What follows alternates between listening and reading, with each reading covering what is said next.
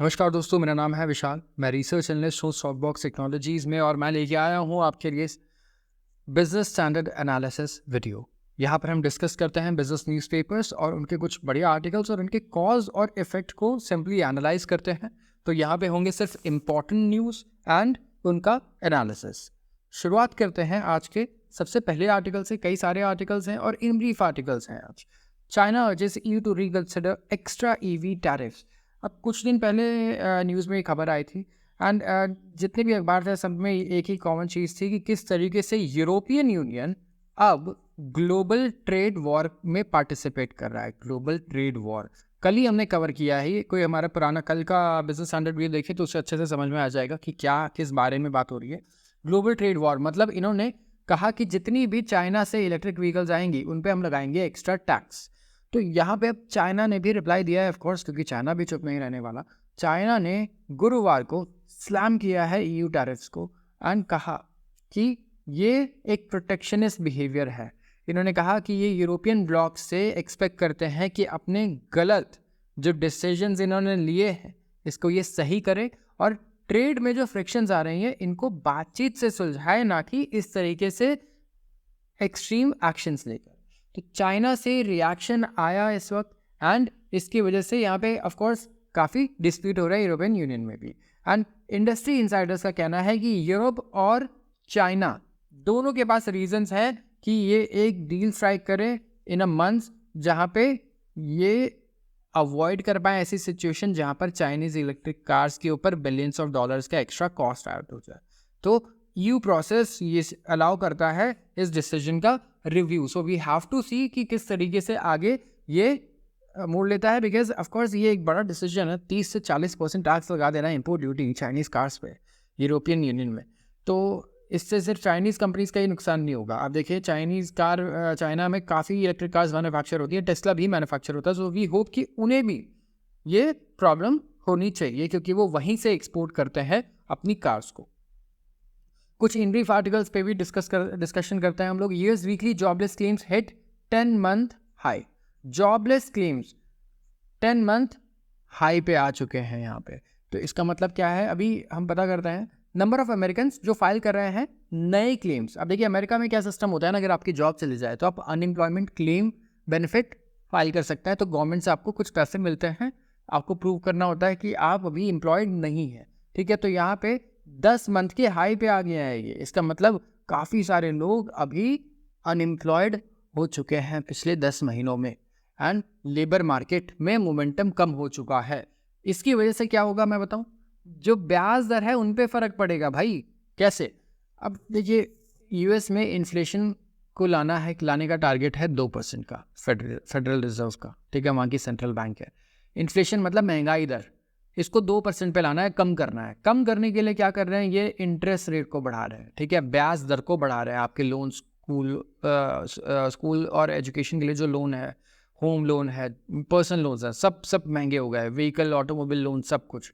तो क्या हुआ, इससे कंजम्पशन कम हुआ। लेकिन कंजम्पशन इतना कम नहीं हो रहा था, फिर भी लोग अभी भी अच्छा खासा, अगर आप देखेंगे, कंजम्पशन लेवल मेंटेन कर रहे थे। इवन कंजम्पशन डिमांड के भरोसे ही यूएस की GDP भी बढ़ रही थी। लेकिन अब क्या हुआ, हम देख रहे हैं कि लेबर मार्केट में हमें थोड़ा ड्रॉप देखने को मिल रहा है। तो इससे क्या होगा, इससे महंगाई कम होगी क्योंकि लोगों के पास पैसे कम होंगे, जॉबलेसनेस थोड़ी ज़्यादा होगी पहले से, तो इन्फ्लेशन इसकी वजह से कम आएगा क्योंकि डिमांड भी चीज़ों की कम होगी। और इसकी वजह से हमारा जो इंटरेस्ट रेट बढ़ाया था इन्फ्लेशन को कम करने के लिए, ठीक है, ये इंटरेस्ट रेट हम दोबारा नीचे ला पाएंगे। तो इससे फ़ायदा होगा सबसे ज़्यादा कंपनीज़ को, जो जिनके पास अरबों का लोन है, राइट। शेयर्स भी बढ़ेंगे उनके क्योंकि उनके कॉस्ट कम हो गए, और साथ में लोगों को तो फ़ायदा होगा ही क्योंकि कंजम्पशन भी बढ़ेंगे। तो इस आर्टिकल में बेसिकली यही है। Boeing proves quality issues on undelivered 787। Boeing, दुनिया में एयरलाइंस बनाने वाली एयरलाइन कंपनीज बहुत ही कम है। मेजर कंपनीज हैं बोइंग और एयरबस। ठीक है, बोइंग तो ऑफकोर्स आप सुनते ही होंगे, इंडिया में तो बहुत ज़्यादा यूज़ होती है बोइंग। एंड काफ़ी क्वालिटी इश्यूज आ रहे हैं इनके, हद से ज़्यादा क्वालिटी इश्यूज। इवन आप देखेंगे इन्वेस्टिगेशन चल रही है इन पे, यूएस में मल्टीपल इन्वेस्टिगेशन चल रही है। तो ये खुद अभी क्वालिटी इश्यूज इन्वेस्टिगेट कर रहे हैं अपने अनडिलीवर्ड एयरक्राफ्ट्स पे, जो अभी तक इन्होंने डिलीवर नहीं किया है अपने क्लाइंट्स को, 787। तो यहाँ पे बहुत ओवरहॉल हो रहा है कंपनी में और कहा जा रहा है कंपनी को ओवरहॉल करने की ज़रूरत भी है, नए CEO को लाया जाए और नए मैनेजमेंट को लाया जाए। जिस तरीके से चीज़ें चल रही हैं बिल्कुल भी सही नहीं है इस वक्त। Amazon adds 230 million in cloud credits to AI startups. Amazon ने कहा कि वो इन्वेस्ट कर रहा है $230 million in form of Amazon Web Services, AWS credits in artificial intelligence startups. ये क्या होगा? लेटेस्ट एग्जाम्पल है ये कि किस तरीके से cloud providers AI clients capture करना चाह रहे हैं। तो मतलब मान लीजिए आपकी कोई आर्टिफिशियल इंटेलिजेंस स्टार्टअप है, तो आप AWS यूज़ करेंगे, राइट? क्लाउड स्टोरेज के लिए यूज़ करेंगे, काफ़ी चीज़ों के लिए आप क्लाउड यूज़ करेंगे, चाहे अमेजन का हो या गूगल का हो। तो ये आपको $230 million का इसने क्रेडिट रखा है, ठीक है, देने के लिए। जैसे गूगल ड्राइव पर एक एग्जाम्पल के लिए आपको क्रेडिट्स मिल जाते हैं कि 15 GB स्पेस फ्री मिल जाता है, या आप कोई ऐप डाउनलोड करते हैं तो आपको क्रेडिट्स मिलते हैं, राइट? कि आप इतना यूज़ कीजिए स्टार्टिंग में, ताकि अर्ली स्टेज पे आपको उनके एप्लीकेशन की आदत लग जाए, इंटरफेस की आदत लग जाए, सर्विसेज की आदत लग जाए, राइट? एंड उसके बाद वो उसे आगे जाके मोनेटाइज करे। तो AI स्टार्टअप्स के लिए अमेजन ऐसी फैसिलिटी लेके आ रहा है। Samsung chief in strategic talks with Meta and Amazon. Samsung ने कहा है कि वो स्ट्रेटेजिक टॉक्स कर रहा है, अभी डिस्कशन कर रहा है मेटा, क्वालकॉम और अमेजन के साथ दिस वीक। एंड टॉपिक्स क्या है? आर्टिफिशियल इंटेलिजेंस, क्लाउड सर्विसेज और चिप्स। ये 3 इस वक्त ट्रेंडिंग टॉपिक्स है पूरी दुनिया में, ठीक है? और इसके बारे में ये डिस्कशंस कर रहे हैं। सो वी होप कि आगे हमें Samsung and Qualcomm and Amazon में कोई पार्टनरशिप देखने को मिले। We have to wait for it. IMF ने अप्रूव किया है second review of Lanka's $2.9 billion bail out. International Monetary Fund इस वक्त अप्रूव कर चुका है एक सेकेंड रिव्यू श्रीलंका के $2.9 बिलियन बेल आउट का। लेकिन ये ग्लोबल लेंडर कहा जाता है IMF को, ठीक है? लेंडर मतलब वो जो आपको उधार दे रहा है। तो इन्होंने वार्न किया है कि इकोनॉमी अभी भी वल्नरेबल है, ठीक है, कमजोरी है अभी भी, despite sign of recoveries, and urge किया है कोलंबो मतलब श्रीलंका को कि ये रीस्ट्रक्चर करे जो इतना हैवी डेट है इनके ऊपर, उधार जो इन्होंने इतना सारा ले रखा है। तो $336 मिलियन अभी रिलीज करेगा और फंडिंग को $1 बिलियन तक लेकर जाएगा। तो नोट ऑफ क्वेश्चन में कहा कि इकोनॉमी अभी भी कमज़ोर है एंड वल्नरेबल है, अभी भी खतरा है इकोनॉमी को। तो यहाँ पे डेट, उधार को बहुत ही समझदारी से मैनेज करना पड़ेगा। UK puts first sanctions on Russia shadow fleet vessels. UK ने अनाउंस किया है सैंक्शंस। अब देखिए इंडिया और चाइना ऐसी कंट्रीज है जो अभी भी ट्रेड कर रही है रशिया के साथ, राइट? हम लोग डीजल, पेट्रोल, मतलब क्रूड ऑयल आप कह सकते हैं, इंपोर्ट कर रहे हैं और भी चीज़ें इंपोर्ट कर रहे हैं। तो ये हो रहा है एक ऐसे वेसल्स के थ्रू जिसे हम कहते हैं रशिया के शैडो फ्लीट वेसल्स, ठीक है? तो ये क्रेमलिन के ऑयल को एक्सपोर्ट करता है, ठीक है? और यहाँ पे एक ही इंश्योरेंस कंपनी भी होगी, क्योंकि जितने भी ये मरीन वेसल्स होते हैं यहाँ इंश्योरेंस बहुत ही इंपॉर्टेंट होता है, क्योंकि बिलियंस ऑफ डॉलर्स का सामान है, राइट? और समंदर में कभी भी हादसे हो सकते हैं। तो ये जो मेजर्स हैं ये टारगेट करेंगे 4 ऑयल टैंकर्स को out of a fleet of hundreds that are helping Russia to evade Western sanctions. तो ये जिस भी तरीके से आप कह सकते हैं रशिया नई टेक्निक्स निकाल लेता है वेस्टर्न सैंक्शंस को स्किप करने की और अवॉइड करने के लिए, तो वैसे ये भी डेवलप करते रहते हैं कि हम किस तरीके से इन पे और सैंक्शंस अप्लाई करें और साथ ही साथ इन्हें एग्जीक्यूट कर पाएँ। सो यहाँ पे आप देखें UK अब तरीके निकाल रहा है कि किस तरीके से कंप्लीटली नहीं तो पार्शली हम इन्हें डैमेज कर पाएँ। तो ये सैंक्शंस लगाएंगे 50 एंटिटीज़ पे और इंडिविजुअल्स पे। Chinese cars outpace US in global sales. China के कार मेकर्स ने आउटसेल कर दिया है US के काउंटर पार्ट्स को for the first time last year. और ये एक टेस्टमेंट है, एक प्रूफ है कि किस तरीके से पावर डायनामिक्स अब ग्लोबल ऑटो मार्केट में चेंज हो रहा है। ग्लोबली ऑटो मार्केट में चाइना अकेले अमेरिका को यहाँ टक्कर दे रहा है। ब्रांड्स जैसे कि BYD 13.5 मिलियन नए व्हीकल्स बेचे हैं इन्होंने, और अमेरिकन ब्रांड्स जैसे कि फोर्ड, शेवरोले, इन सबको बीट किया है। यहाँ पे आप देखेंगे जापानीज ब्रांड, इन्होंने भी अपना जो लीड है वो मेंटेन किया है over the rest of the industry. Chinese manufacturers के जो मार्केट शेयर है ये कहाँ बढ़े हैं आप देखिए, मिडल ईस्ट में इंक्रीज़ हुआ है, यूरेशिया में, अफ्रीका में, और SAIC मोटर कॉर्पोरेशन एंड गीली, ये सबसे मेजर ऑटो मेकर्स हैं जो हर जगह मार्केट्स को पेनिट्रेट कर रहे हैं। नेग्लिजेंस ऑफ कोर्स देखी जा रही है कई सारे ऑटो मेकर्स से, जिसकी वजह से कंसिस्टेंटली हमें हाई कार प्राइसेस देखने को मिल रहे हैं इंडिया में भी। इंडिया में पहले कार शुरू हो जाती थी 3 से 4 लाख से भी कुछ कार शुरू हो जाती थी, जो अब देखने को नहीं मिलती। कार्स इतनी एक्सपेंसिव हो गई है, स्पेशली एंट्री लेवल कार्स। तो इसकी वजह से लोग क्या कर रहे हैं, अफोर्डेबल चाइनीज़ ऑल्टरनेटिव्स देख रहे हैं। अब अगर आप इतनी महंगी कर दोगे चीज़ें तो कुछ ना चलाने से बेटर है तो कुछ लेना, तो लोग चाइनीज़ ऑल्टरनेटिव्स को भी प्रेफर कर रहे हैं। ऐसा इंडिया की बात मैं नहीं कर रहा हूँ, जबकि पूरे दुनिया की बात कर रहा हूँ मैं। तो चाइनीज़ कार मेकर्स इसीलिए अपने एक्सपोर्ट्स को और ज़्यादा इंक्रीज कर पा रहे हैं and aggressively production and sales दोनों पे फोकस कर रहा है इस वक्त। तो यहाँ पे एलॉन मस्क ने भी कहा था कि Chinese companies pretty much demolish कर रही हैं दूसरे मैन्युफैक्चरर्स को, मतलब पूरी तरीके से डोमिनेट कर रही हैं, ठीक है। और अगर ट्रेड बैरियर नहीं लगाए जाएंगे, इन पे एक्स्ट्रा अगर एडिशनल टैक्स और ड्यूटी नहीं लगाई जाएगी, तो ये पूरी कार मार्केट पे कैप्चर कर लेंगे दुनिया के, एंड बाकी सारे ऑटोमोबाइल जितने भी इंडिजिनस कंपनीज हैं अलग अलग कंट्रीज की, इन सबको कॉर्नर कर देंगे उनके ही मार्केट में।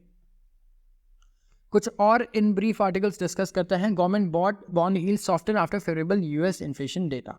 गवर्नमेंट के बॉन्ड प्राइसेस ये स्ट्रेंथन हुए थर्सडे को, और यूएस ट्रेजरी यील्ड में हमें फॉल देखने को मिला। ये क्यों हो रहा है?